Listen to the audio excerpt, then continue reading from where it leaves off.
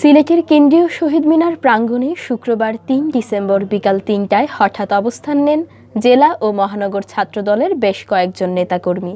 এ সময় তারা সরকারের কাছে খালেদা জিয়ার মুক্তি ও বিদেশে চিকিৎসার সুযোগ প্রদানের জোর দাবি জানান। বিকাল ৩টা থেকে ৪টা পর্যন্ত ঘণ্টাব্যাপী এই অবস্থান কর্মসূচি পালনকালে ছাত্রদল নেতাকর্মীদের হাতে বিভিন্ন স্লোগান লেখা ফেস্টুন দেখা যায়। এ সময় বক্তব্য রাখেন ও উপস্থিত ছিলেন জেলা ছাত্রদলের সহদপ্তর সম্পাদক জয়নাল আবেদীন রাহেল, মহানগর ছাত্রদলের সহসাংগঠনিক সম্পাদক আশিকুর রহমান তারেক, সাবেক ছাত্রনেতা ইমরান আলী, সিলেট মহানগর স্বেচ্ছাসেবক দলনেতা মুস্তাক আহমদ, ৩ নং ওয়ার্ড স্বেচ্ছাসেবক দলনেতা মুমিনুল ইসলাম, দুলাল আহমদ তুহিন, জাবেদ আহমদ, মুমিন ছাত্রদল নেতা সাইদুল ইসলাম ও বাবু প্রমুখ।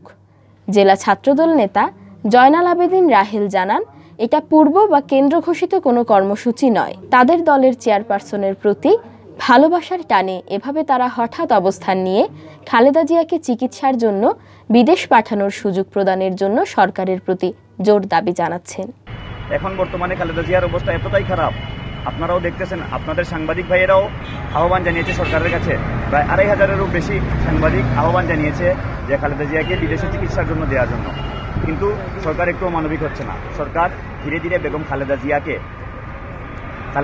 মৃত্যুর দিকে ঠেলে দিচ্ছে। আপনাদের মাধ্যমে সরকারের কাছে আবেদন জানাচ্ছি, অনুরোধ জানাচ্ছি, বেগম খালেদা জিয়াকে মুক্তি দিন, একটু মানবিক হন।